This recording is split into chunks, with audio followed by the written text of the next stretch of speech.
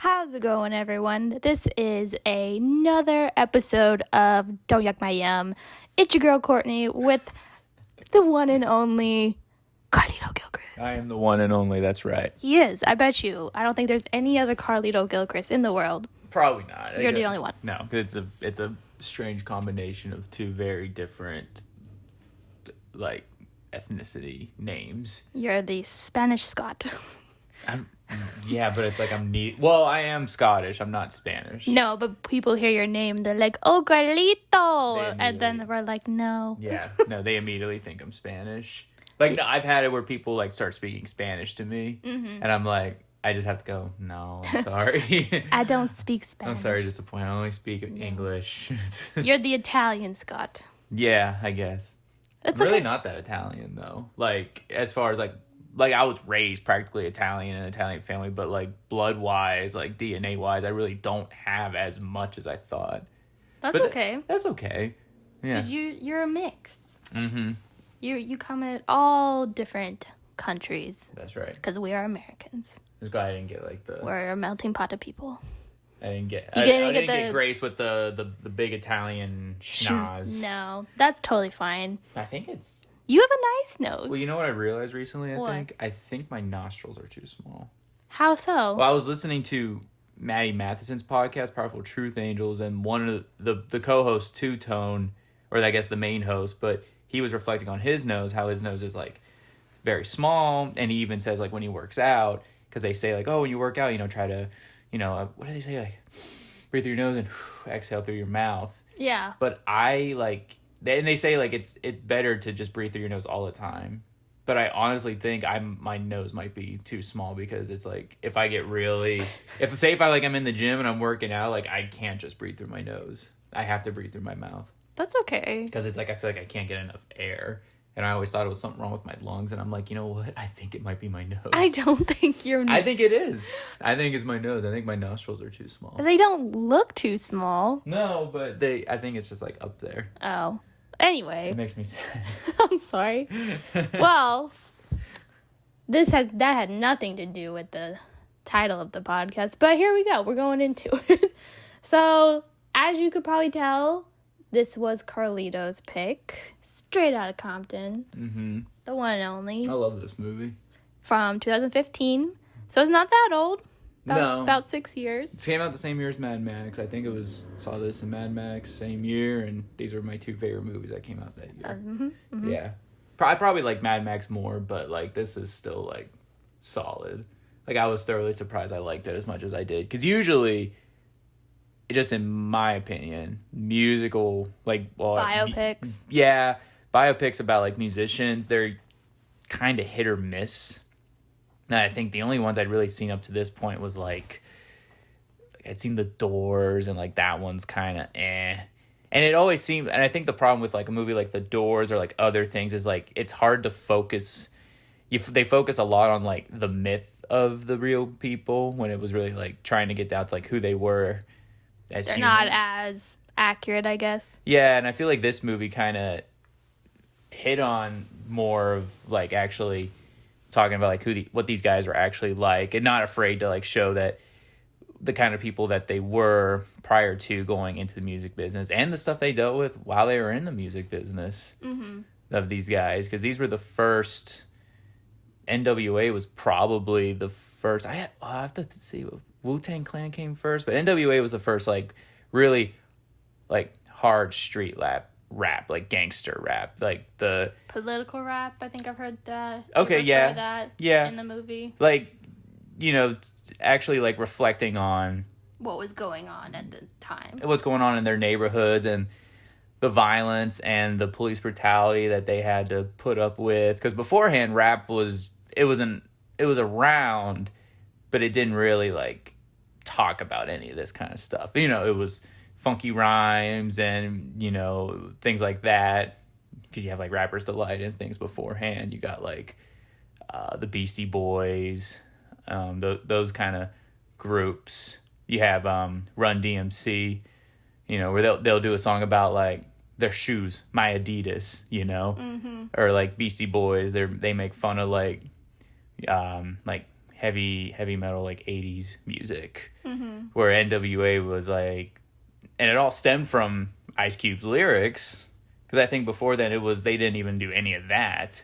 It was just like Dr. Dre, he was the DJ, starting to produce, and then Ice Cube, he was the one who was writing the hard raps, and the same with MC Ren, and I think the DOC too. I think the DOC did a lot of the writing for the early stuff for the group. But anyway, this was my pick, and so what I want to ask you is, before we get to whether you totally yucked it or yummed it, what was your like impressions? Because I was very interested to see like how you would react to this movie, you know? Right. Well, going into it, I have obviously had heard of the movie Straight Outta Compton. I've seen the T-shirts, you know, the hats. Like, I knew of the movie. You knew the phrase. I knew the phrase, but I really didn't know the group. Like, I'm not that well versed in rap, the rap groups or anything about it. So I didn't hip hop. I didn't. Really yeah, forte. like I knew who Ice Cube was, but only because of his acting. Everyone knows who Ice I didn't Cube is really nowadays. know him from his music, which I know is sad. I hear a lot of shunning and shaming right now. Well, that's okay. It's okay. I think it's okay, because I think Ice Cube, he's just, I feel like he's so far removed from, I mean, not saying he's not removed from like his origins, but just like what he does now, like he does like kids movies, you know, he did those movies like, Are We There Yet? You know, so you would never suspect like, no, and it wasn't, oh, this is where he started. That's actually kind of cool. Well, yeah, I mean, growing up in, you know, as a young teen or whatever in like the late 90s, or I wasn't listening to NWA, clearly. I mean, no. So I didn't know who they were. I didn't know what that meant. I didn't really know the music at all. So I think a lot of it was like learning who they were as I was watching the film, and asking you a lot of questions, just like, who's that guy? What's this about? What's going on? Like, because I think if you knew the band and you kind of had an understanding of what was going on at the time, then you would enjoy this movie a lot more. I think it was made really well. Like, I thought I wasn't bored by the movie. And even though I really didn't know the people or know the music, I was still invested in the movie. Like, I could still like, you know, was curious or interested to see what was going to happen. But yeah, I think my first impressions was like when the movie first starts, you see Eazy-E go to this guy's house. It's a drug house. It's a drug house. They, you know, and I'm like, oh, here we go. Like, what's about to happen? Like, what bad things about to happen? Yeah, what bad things about to happen? The stage is set so hard for that. Like, it's like we know something's gonna go down. And the first time I saw it, because Eazy-E was Eric Wright. I mean, he was a short guy. He was a scrappy dude, and I'm like, man, he's tough, man. He's going up against these guys, and they're like, the one guy's like this huge guy, and he's just like rubbing his mouth with like, has the gun in his hand, and Eazy-E's trying to intimidate him, like, yeah, I got my guy standing out at your mama's house right now, and I'm like, Eric, don't provoke. You are very much outnumbered. I'm like, right what now. is wrong with you, dude? I know. He was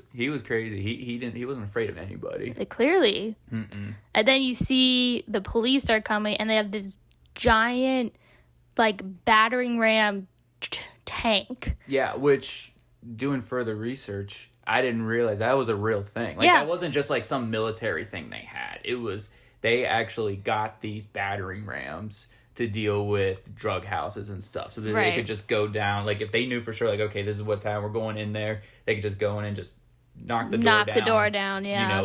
You know, break out some of the walls that you could just go in, you know. Yeah, it's so crazy. It's crazy to think that was what was going on. Because it was just like, it was so prominent. Yeah. You know. And which I guess I didn't know where Compton was, which is so stupid. But I never like stopped and think, okay, Compton, that's a place.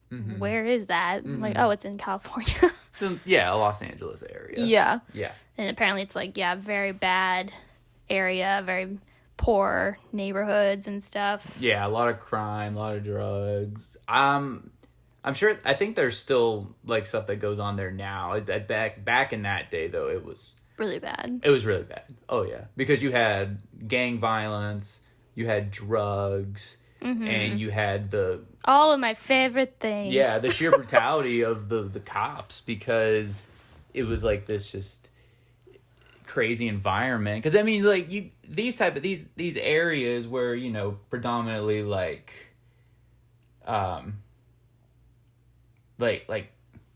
African American culture, and they don't have a lot, you know, because that's just how society's been built up for them. And, you know, there's not a lot that they have, and they live in these poor areas, and you have stuff like this that happens. You have drugs come in, and young people that they're so susceptible to it, and they grow up in this environment where they're like, it's almost like they don't have much ways out of it, you know. It's like it's either either E or B, and it's like either like, oh, I do this too, I become a criminal, or, you know, I try to get out of it, but it's like extremely hard to. Yeah, the movie made a good impression that kind of early in the movie, when you're starting to be introduced to all the characters, like all the main band members, like Ice Cube and Eazy-E and Dr. Dre and what was it, DJ Yella, MC Ren. They all get their name drops. Like, they actually like put on the screen like, this is MC Ren, this is DJ Yella. Yeah, like they all kind of say, okay, like as they're introducing all the people, when you get to Ice Cube, and it's kind of like you get the impression that it's just growing up there. That's kind of like how this is gonna go. Like, if you don't act tough or put up a front or a mask that you can take it, then you become the victim. Exactly. Like, if you don't join them, then you're the one they're gonna attack, which is so sad. Yeah, that's just how it was. And then, like, right off the bat too, they show the brutality with the police. Just how ferocious they were. I think in like just encapsulates it so perfectly, where Ice Cube's coming out of, I think it's like maybe a neighbor's house or a friend's house. It's like Dr. Dre's baby mama's house, and he's like going out to his parents, which is right across the street, and there's cops out there harassing some dudes because they think that they saw him walking down the street, and we're like, they look suspicious. You know, let's see what they got on him. And then they grab Ice Cube and they start giving him a hard time for no particular reason. Then you have the Ice Cube's parents come out of their house and they're like, hey, that's our son. Like, what are you doing? And the cops are like yelling in his mom's face, like, I'm going to mess up your night. I mean, he says like, that's a lot of choice words. Yeah, a lot of choice words, like directed towards the parents who are just like out there, like, why are you harassing our son? Like, what's going on? Yeah. And getting mouthy with the mom in a way, and Ice Cube's like, hey, don't talk to my mom like that, and then they slam him on the hood of the car. Like, I'm like, jeez. It's so like, bad. No, it's just, I mean, it's bad all around. It's bad that the people living in Compton, like all the gang violences, like how many there were going on in there, and then the drugs and everything happening, and then how bad it was with the police, how they weren't upholding justice. Like, they were like going after everybody, like going after these people who maybe weren't even involved at all.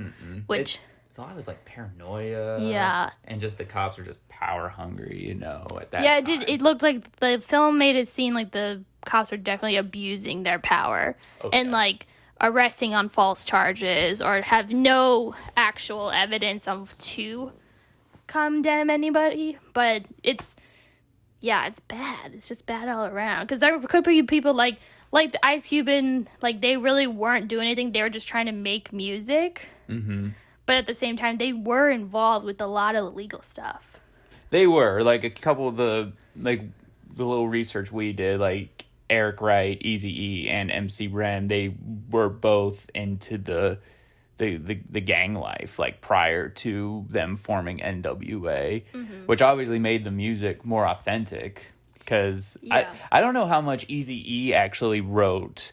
I know it was MC Ren wrote a lot, and so did Ice Cube. Yeah, Ice Cube seemed to be the main writer, and then once Ice Cube left the group, then I think they said it was it MC Ren or was it? Yeah, I think MC Ren, probably Eazy-E helped pick up the slack, and then also the DOC, which I was kind of like doing the research. I was kind of frustrated. I'm like, I wonder why they didn't give him much of a screen time. Probably because they were trying to focus on like the main three people. Yeah. And it's probably they only had so much time, too. Oh, yeah, the movie's already like 2.5 hours. Right. Apparently there's like a director's cut that's like 3.5 hours, and it's like, I mean, which I wouldn't mind seeing that version, but... Yeah, I don't know if it ever became a cut. Like, I think originally, I don't think it was a director's cut. I think it was like before they cut anything, it was 3.5 hours, and then they're like, okay, we gotta skim some of this out. Okay. But, yeah, it was just, I think it's definitely not my go-to kind of movie. Like, I didn't hate it as a movie. Like, no. I thought it was a good movie. Like, you're invested in the characters. It's told the story well, and it's confidently directed. Like, you could tell that the director, he knew exactly. He knew what he wanted. He knew what he wanted to show. He knew what story he wanted to portray, and you could tell he had a very personal connection with the story. He did. Which he did. F. Gary Gray. Yeah. The guy's name. Gary Gray. F. Gary Gray. F. Gary Gray. Yeah. Which he directed Ice Cube's music videos, right? I think so. And then he also directed Friday. Right. Was, I think Boys in the Hood came first, but Ice Cube wrote Friday. Right. Almost like as a comedy film, but based in like a neighborhood similar to the ones they were portraying in Straight Outta Compton, you know? Yeah, which is funny. Like, I had seen Friday before, and then that's when it was maybe like, I want to say 3 years ago, maybe 2 years ago that I finally saw it. And then I come to realize, oh, this is where Bye Felicia comes from. Yeah. Like, I heard it for Bye, years. Felicia. Like, everybody said, Bye Felicia. And I'm like, I don't know where that's from, but I'm going to act like I do.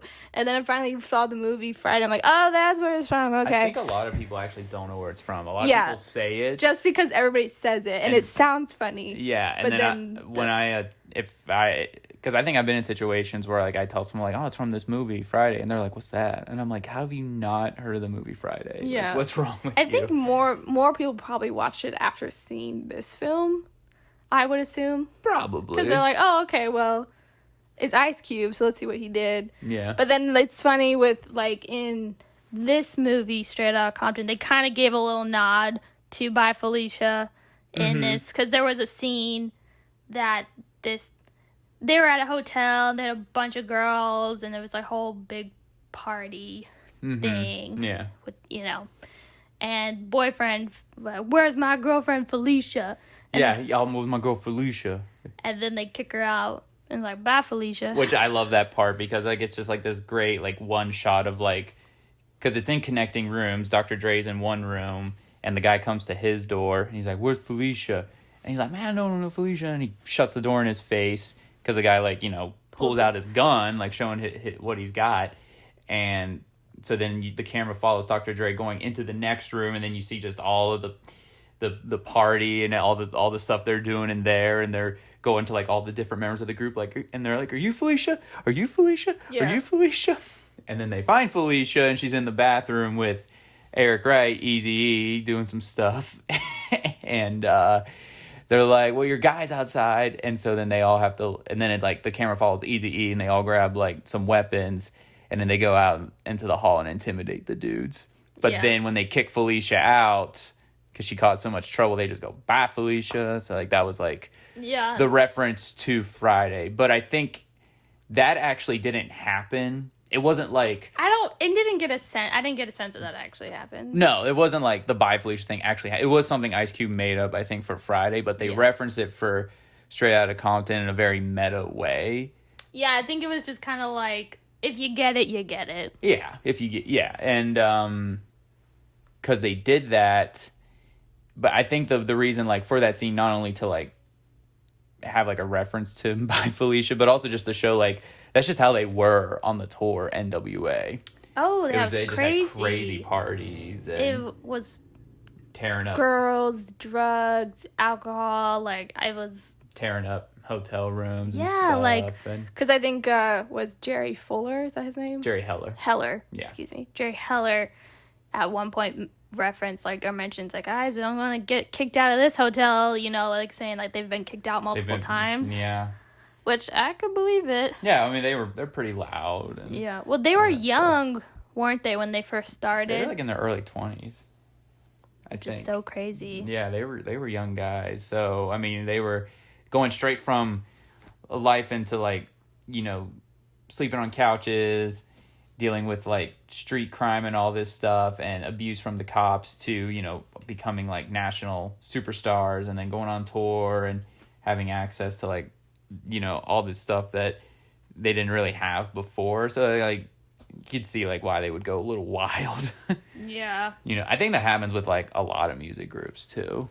It can. Sure. I mean, especially guys like as like coming from the environment that they did, that's as like NWA, because boy, did they have a rough go at it. I felt growing up, you know. Oh yeah, they seemed to definitely had a hard life, and then with where they lived in Compton, with everything going on, like we mentioned, they used that to channel what they wanted to rap about. And the movie portrayed it as Dre having this vision of what this group could, I guess, become, because he seemed to be like the one orchestrating it for the most part, just with like producing and getting the tracks down, and then like getting Cube to perform for him, and yeah, like, hey, actually let's like perform some of your lyrics, man. Yeah, because Dr. Dre was he was a DJ at a club, and I read that he kind of got that name Dr. Dre, like, because he would even, like, wear, like, a doctor or a nurse getup on stage. That's funny, because like, his name's Andre. Yeah, his name's Andre, so Dre, and then his stage name was just Dr. Dre. What was the name of the club he DJ'd at, him and DJ Yella? Totus? Oh, I don't remember. I think that's what it was, but, yeah, their boss was the Jerry Curl dude, and he's just like, don't be playing any of that rap stuff in here. Don't do it. Yeah, the 1 minute he's like, don't do that. 5 seconds later, as soon as he leaves, he's like, all right, this is my buddy. This is my boy Ice Cube coming up here and tell you what's up. And I'm like, okay, good. Yeah. I can recognize the talent. Like, I can, especially Ice Cube's lyrics. Like, oh, yeah. Very so impressive. Yeah. And you can tell it really would resonate with everybody at the time of, like, what was going on. Very poignant. Yeah. It just, like, shined a light on the dark stuff of what was happening that no one wanted to talk about. That's basically, you're right. Basically, that's what it is. It's like, we're going to rap about the stuff that you usually wouldn't, like, talk about in the light of day. Especially in music, because it's like, you know, when people listen to music, you want to, like, forget about your troubles. But it's like, no, I'm putting this stuff on the front, and I'm giving the people a voice. Yeah. I'm giving them something that they can truly connect to, right? Which I thought was awesome. If that was their goal, they definitely succeeded, because then it became the voice of the people when all the riots started happening in LA. Yes, yeah. The especially like the main, well, not the main theme of the album, but like probably the song they give most light to in the movie is "F the Police," which in the scene where they like show it of like how they came up with F the Police, I don't think that actually happened. Like when they're like outside the record studio and the cops start harassing them and stuff. But I think that was just a way to like, let's build into this. Into that, yeah. Which I thought was clever, because it's like when you make movies, it's like there are some things you got to tweak. Yeah, there might be things you have to kind of embellish a bit to kind of make sense with trying to portray this story. Yeah, and I thought like with this, that was a brilliant way to do it, because if so, you know, it could have just been like, because I think in reality it was just, that was a song that Cube had written and then they just did it. But that shows a point of like, this is like what we're also trying to bring light to in the movie, you know, like show like this is what this is why they wrote it. This is what was happening. You know, this is, you know, so the audience has like an idea to connect with it, because they had been showing stuff up until then, but that just gives it like just a boom right there, you know? Yeah. And it's perfect. Yeah, which I had never heard about it. I never knew about what was happening in the 80s during all of this with the riots and then That was the 90s. Oh, was it the 90s now? Yeah. Okay, yeah. Maybe you're Yeah, the LA riots happened in the early 90s. early 90s, late. I want to say like 90. Because they started in the late 80s, right? They got What? the group NWA. Yeah, they formed in like 86, 7, and then they were kind of like on the up and up there for a couple years, and then the first album, Straight Outta Compton, came out in 1989. Okay. Yeah. Which is, I always thought was so bizarre to think like, man, this is the 80s, you know, but it's not like the typical, because like nowadays it's like, because like every movie's got to do a version of the 80s. Like Wonder Woman does a version of the 80s. Which it didn't feel 80s to me at No, all. because it wasn't like your typical, the 80s stuff that you see, and, you know, like strip malls, flashy colors and all this stuff. You know, this was their part of the country. This was their part of the world, you know. The 80s to these guys was completely different to the 80s to anything else. Yeah, it was more grungy. It was. I love the parts where they're like going to the clubs to like, you know, perform for the first time, and you're seeing all the cars on Crenshaw with like the hydraulics. That was crazy. And apparently like they like the guys doing that, like they were actual dudes who would like make those cars. Yeah, like, and they were the ones like bumping them in the streets. It's like, well, yeah, we want someone who knows what they're doing. Yeah, they definitely had that authenticity of that. And then at one point there was a car that came on fire, and I was like, apparently they do that. They have really going for it, but they're like, yeah, that just happened. This car just caught on fire. That was not planned. Then they just got it on film, and I was like, oh, perfect, we'll keep that in. Yeah. Well, apparently that actually happens to these cars for some reason. Well, a lot of them will grind the back on the ground, so it's sparking. And then you got oil coming out. Yeah, so of course the thing's gonna light on fire. Oh my gosh. That's crazy. I know. But I just thought that was cool that they caught that on film, just the authenticity of it. Yeah, the fact they got that on film was pretty good. Mm-hmm. But what I was gonna say was the song with F the Police. You have the Detroit scene. Oh yeah, so they're at a concert performing in Detroit, and before they perform, the Detroit police is kind of briefing them like, okay, you're not gonna do this, you're not gonna sing that song, yeah, you're not gonna don't do it. Instigate any sort of, you know, rioting. Like, they're pretty much telling them what they can and can't do during the show. Mm-hmm, which is kind of like, okay, but like that's like they're basically saying like, oh, don't they tell them like no lewd behavior, no. Did they say like no swearing at some point? I don't remember. I just remember it was like a long list of that's things what they do in their that music. Like, yeah. like, Well, that's pretty about? much what it was. It was pretty much like they were telling them to do everything that's what they're Not. what not to do, which pretty much they do. Yeah. And so you can tell off the bat that the guys are like, yeah, right, like we're not going to abide by this. Well, they were just like, oh, fine, whatever. But then they actually go out and perform, and then Ice Cube's just like, what's up? Like, what's up? They all start looking at each other like, what's up? Like, let's do it. Here we go. Yeah, they look at each other like, yeah, we're gonna do it. Let's do it. Come on, let's do it. And then they perform F the Police, and then of course for no reason the cops just like go up and just start shooting at the ceiling and just start chasing them out of the arena, and then just chase them down, which gets the fans upset, obviously. It makes them disperse. I'm like, the cops just start shooting in the arena. And I'm like, of course there's going to be like a riot and people are going to be freaking out if you're shooting. It's like the guys that you're claiming are the ones that are starting it. They're not doing anything. Like, they're just performing. They're here doing what they're meant to do. Right. You know? But it's like, yeah, okay, I guess they played the song they weren't supposed to, but it's like, seriously, you know? But that had a long history with it, because they got threatened by the FBI. Yeah, which apparently that letter is saved, and it's actually in a museum. Oh, that's hilarious. Yeah, What I read, I think it's in Chicago, maybe, I forget where. Oh, okay. But really? In Chicago? Yeah, when I looked at it, it was like, they have that letter that you can actually view it and see what was written to them. Wow.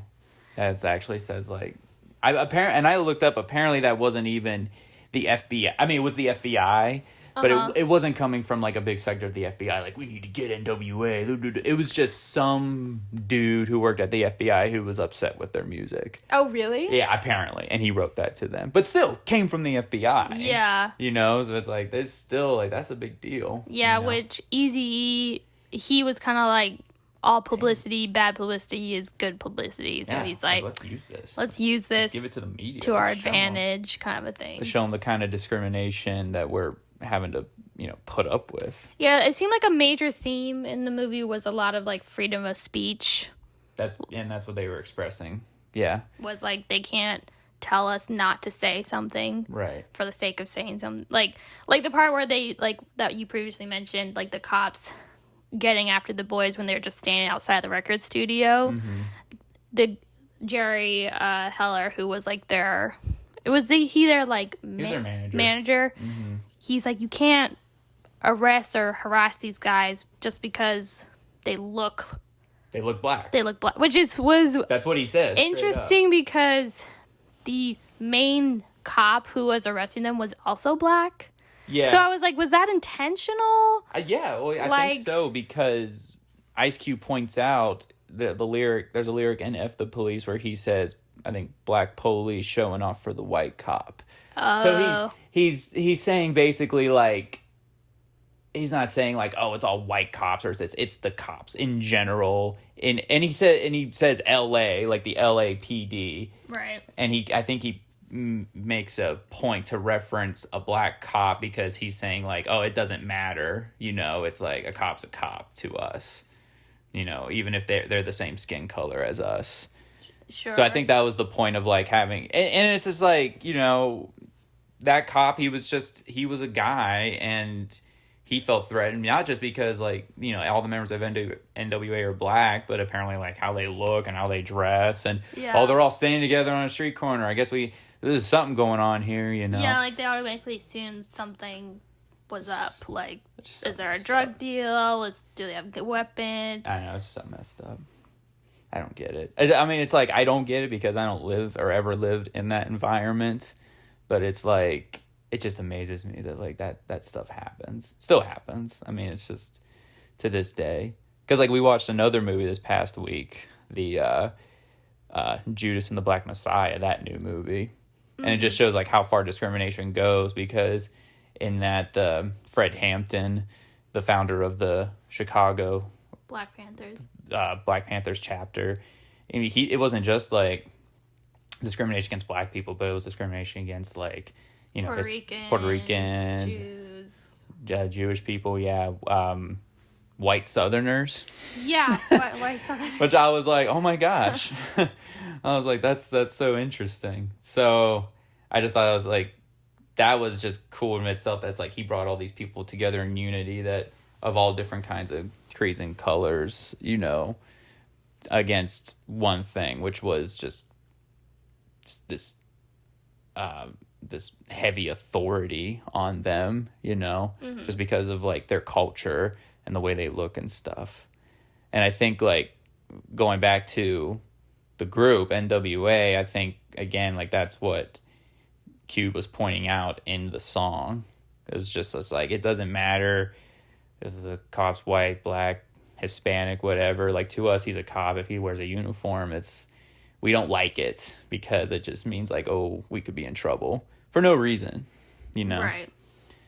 So knowing all that, like, that's like that, I can understand why that song is like just such a cultural impact on everything, including the riots that came up, which they portray in the movie.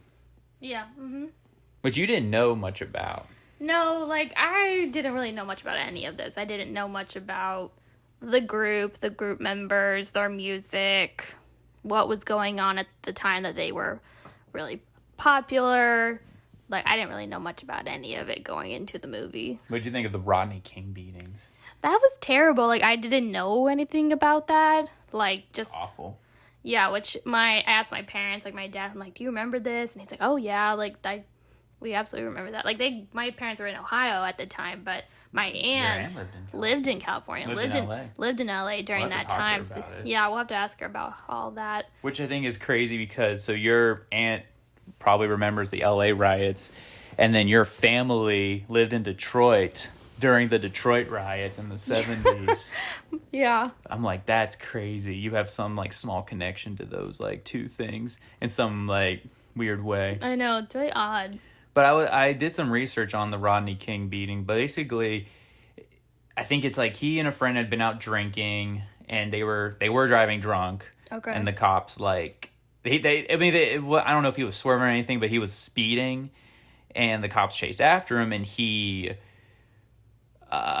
didn't pull over right away because he was on parole, and so he tried to like outrun them. He was on parole?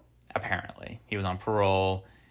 And so when the cops finally like pulled him over and had him step out of the car, it was like immediately they started like intimidating him and like had call for backup, obviously, because he was ensuing a chase. And so it's like when you back up, and then just all the cops showed up and just started wailing on him. See, it's like both sides, there's wrongs on both sides.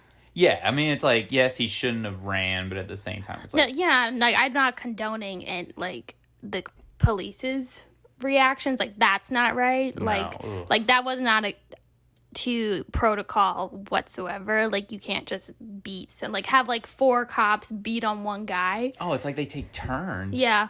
No, like, that, I don't agree with that. Like, they obviously, like... It's easy to say, like, they just needed to do the right thing. It was like... But I guess that's the the whole point of it, I guess, is, like, that was wrong with the cops. Like, that guy shouldn't have been driving drunk, and all this stuff. But, like, the way it went down was, like, not good. Mm-mm. Like... Because they caught it on tape, and... Yeah. And then what happened was all those cops got acquitted in the trial. Right, which that's not fair. No, they didn't get any punishment whatsoever, and that's when Los Angeles blew up and the riots happened. Right. So there's a scene where they like perfectly encapsulate like those moments. Like you see they recreate like it just on one street, and it shows like the members of NWA driving down the street, and they're watching the riots ensue, Unfold, yeah. and it's just which that was good terrible. filming. Oh, it's great. It's very gritty, realistic.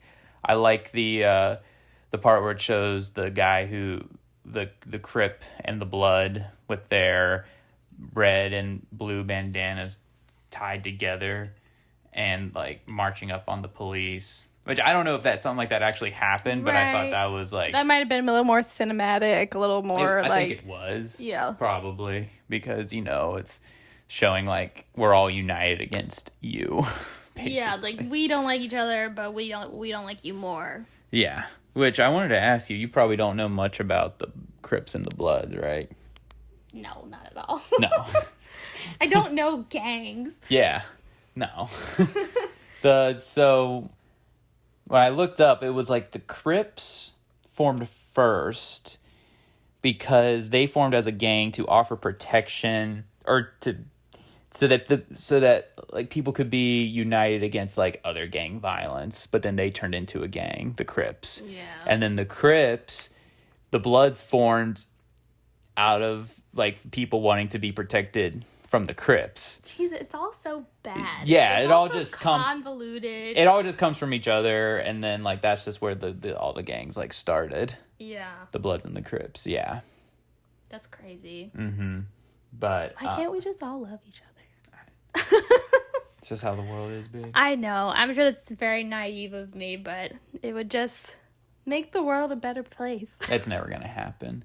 It's just it won't. I mean, like, that's just how the world is. It's like there's always gonna be some messiness. There's always gonna be racism. There's always gonna be, people that don't have many opportunities versus people that have all the opportunities, but they mess up the world and corrupt it in more ways and take more money and have more money than they should, and people have less money than they should, and that's just how these environments get created, because there isn't a lot of sturdiness in the household, and there's people wanting to break away, like, well, how can I change this?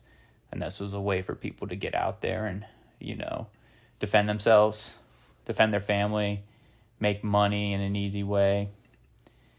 And I think that's, you know, that's kind of where a lot of all this comes from. That's just like this movie in general and the culture of it.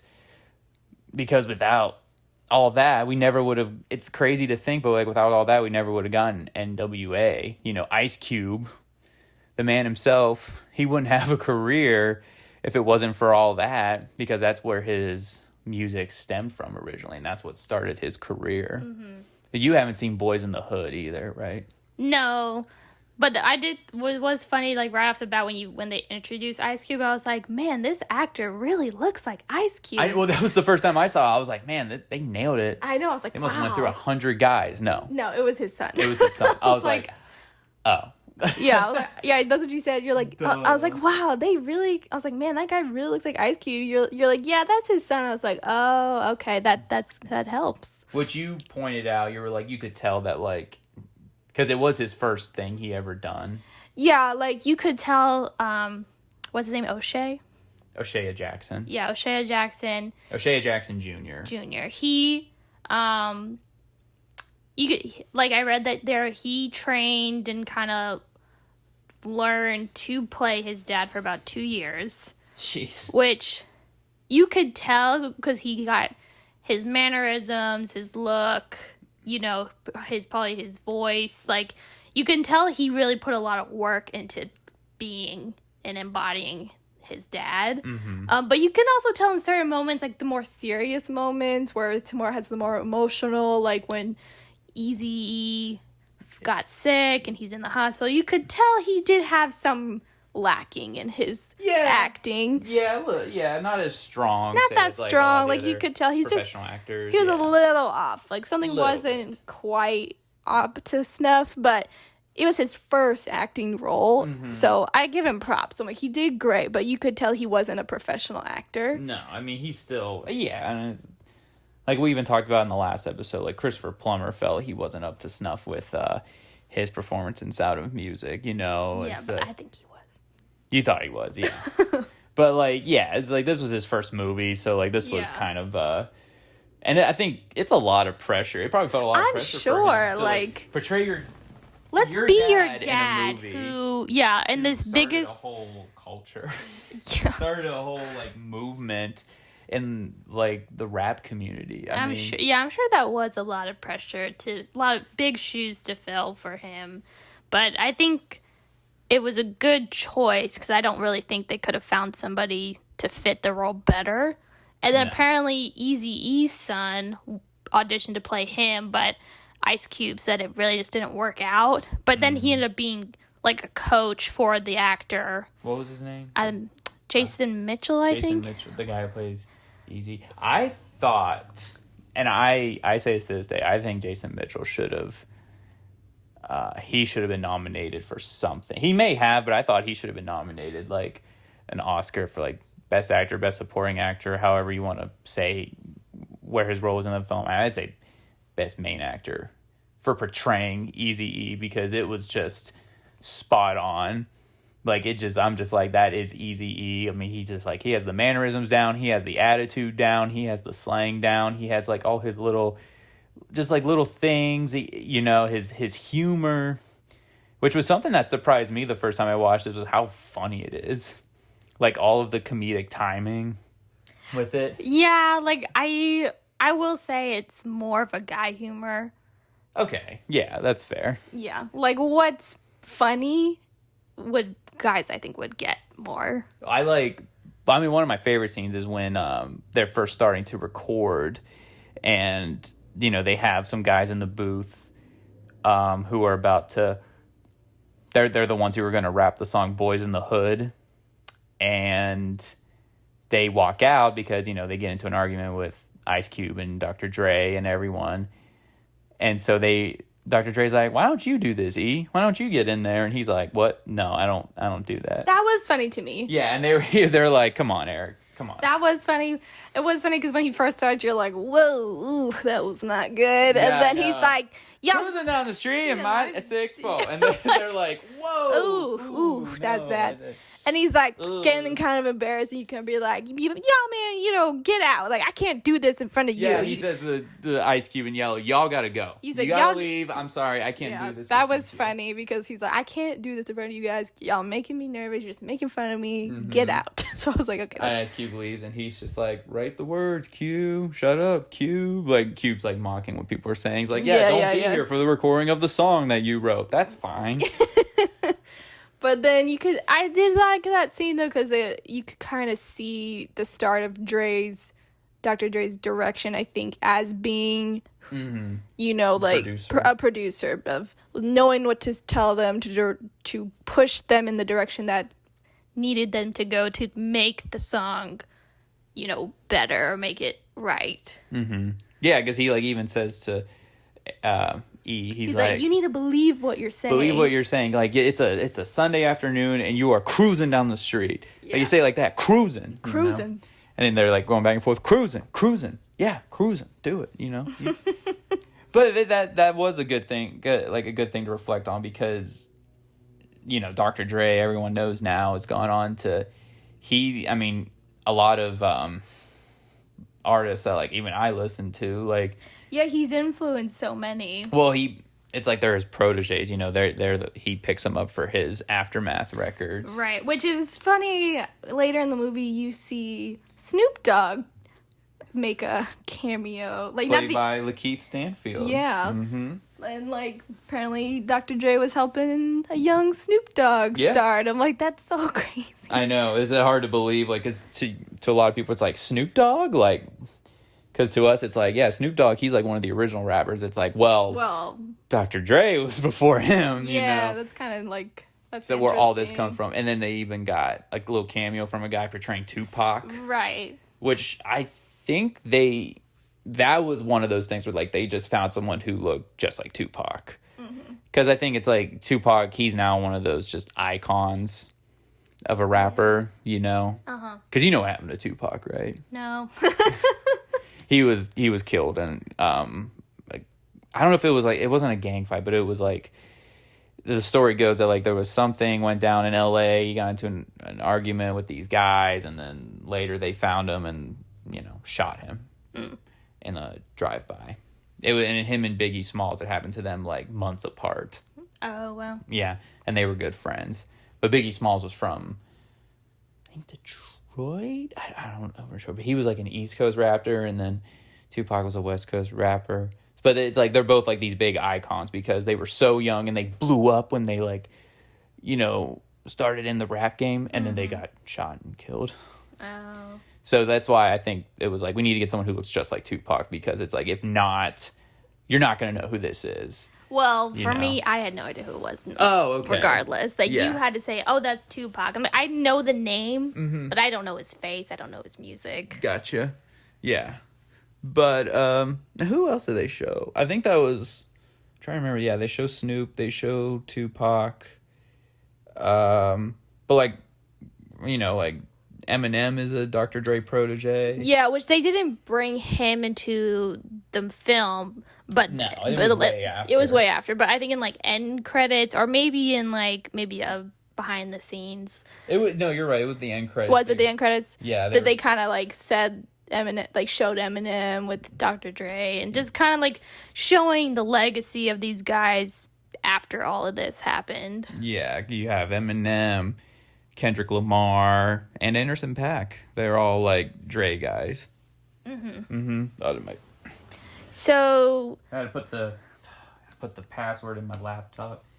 We record this on my phone right now, and so it's like bouncing back and forth between phone, laptop, and stuff. One day we'll get mics. And we'll make this a lot easier on ourselves. So sorry if the audio is a little shaky. I think we do pretty good. Considering. I'm very impressed with this Apple microphone, I must say. Yeah. Mm-hmm. And you are so anti-Apple. Oh, okay. So I wanted to talk about Suge Knight, that guy. He was crazy. Gosh. That guy's a wacko. Yeah. A big old wackadoodle. He's in prison now. As he should have been a while ago. Apparently he's in prison because I think it was like he like attacked people who were working on this movie at the time. And then he was finally like he was put on trial for it like 3 years later, and then now he's in jail till like, and he's not eligible for parole until 2037. But for anyone who doesn't know, Suge Knight basically, for the way that the movie does it, he was like a bodyguard, and then he ended up starting. Well, him and Dr. Dre. Yeah. They created Death Row. Death Row. Thank you. I was confused. I was like, what was it? Yeah. Yeah, Death Row was the name of their record label, and then with the DOC. Ruthless was Eazy-E's record label. Yeah, Ruthless was started by Eazy-E and Jerry Heller, as like that was like where NWA did their stuff from, and then Death Row was started by Suge Knight and Dr. Dre. But And that all went south. yeah, because Suge Knight was crazy. He was crazy. Like, the film had him like portray like, you know, pit bull dog fights and Yeah, in the back of the recording studio. yeah, in the recording studio where Dre is trying to record Tupac and Suge Knight's having some They go in the dog back. fight and Oh, guns and Oh, they show like the one guy's like on the ground, like in his underwear, and they have crying. a crying, like this big yoke dude, like just Yeah, on the total ground, intimidation. crying, and they have the dog like barking right in his face. And if you look at his arm, he had a dog bite on his arm. Yeah. Like the dog already bit him, so he was just terrified. It might have been a guy who was terrified of dogs. Ugh, I hate There's- that. Yeah. And I was just very much abusing his power. Yeah, you could tell he was just off his nut. Mm-hmm. Like, at one part, they show where Suge Knight and Dre pull up in their car, and some guy's parked in Suge Knight's spot. And the guy goes off and, like, beats him with a gun. Yeah, pistol whips him. Pistol whips him. Yeah. Stupid. Well, it was something that crazy that he did was like Suge Knight was bringing like the gangster mentality into the music industry. Yeah, and then after a while, it seemed like Dre was like, I'm done with this. Yeah, well, because it's like I got out of this stuff. Like I don't need this stuff in the industry that I'm trying to like work into and get away from all of that, you know, because it was also like he would use like Dr. Dre's always like, how am I going to get on my contract with Ruthless Records? Oh, and yeah, that was Suge Knight's bad. like, oh yeah, I'll take care of that. Yeah, I'll take care of that. it. And he just has Eazy-E come down to the studio and they just beat the crap out of him. Yeah, senselessly. to get him to break the contract and get Dre out of it. Yeah. So bad. It's so bad. Yeah. But yeah, I was glad Dre was able to get out of that. In the end of the movie, all of those guys seem to reconcile in the end, because there was kind of like Eazy and Ice Cube kind of going at it back and forth with their music, calling each other out. Yeah. But then in the end, it's Eazy-E wanted to get the group back together and kind of do this like NWA reunion thing. Yeah. But from what the movie portrays, that didn't work out because Eazy got sick. Yeah. Apparently I don't know if there was an actual planning of like an NWA reunion. I don't know if that was something that was just put into the movie. But yeah, it's that, and I bet you at some point that probably would have happened if Eazy hadn't have died of AIDS. Right. Yeah. Which that part's so sad. I think that was the part solidified, like, this guy deserves an Oscar. Because it's just, like, his reaction to when the doctor tells him, like, you know, we can only make you comfortable. Yeah. And Eazy just breaks down. Yeah. Yeah. Oh, my gosh. That was sad. That's so heart-wrenching. Just to be faced with that, you know, just knowing, like, this is it. Yeah. But,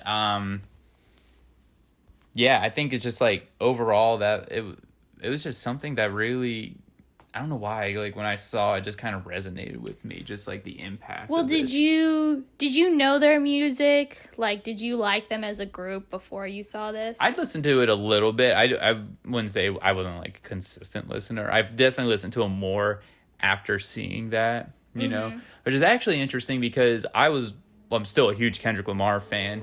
And I remember, you know, because I've listened to his album Good Kid, Mad City over and over again. But then when his one album, To Pimp a Butterfly, came out, that didn't resonate with me as much because that was much more of just like, you know, the idea of being a black man in America and the culture of it and stuff. So it was hard for me to kind of connect with it. I thought the music was good, but then after I saw this movie, actually, it helped me understand that album more, and I was able to listen to it and be like, okay, Sure. like I can understand what he's going with here, and it makes it, you know, more enjoyable because it's like if I'm gonna listen to something all the way through, I have to be able to connect with it in some way, which I think everyone kind of has the same thing.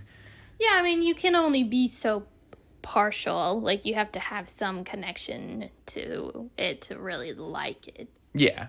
And I thought just like this movie painted a perfect picture of like, you know, I understand where more so of like where Kendrick Lamar's coming from because he's also from Compton. Oh, okay. Yeah. And he just came later, obviously. Yeah. He's more of like the modern day version of these guys in a way. But he doesn't talk so much about the gang. He does talk about the gang violence, but he has a lot more going with like his stuff, and it's very versatile. You know, he'll do songs from like the song "I," where he's just talking about like, you know, like how he loves his life right now and stuff and everything, and how hard he always was on himself, and now he's like coming out of those shadows. And then he'll release a song like Blacker the Berry, which is more about like, you know, discrimination against black people. So he'll go like those extreme opposites like back to back, which I just think is like so genius of him. I don't know. You have anything else from the movie you wanna... I think my final thoughts would be that I yummed the movie in itself because I think it was a good story. Wow. Hold on, let me finish. I think it was a good story in itself. Like, I think the director knew how to tell the story. It was filmed well.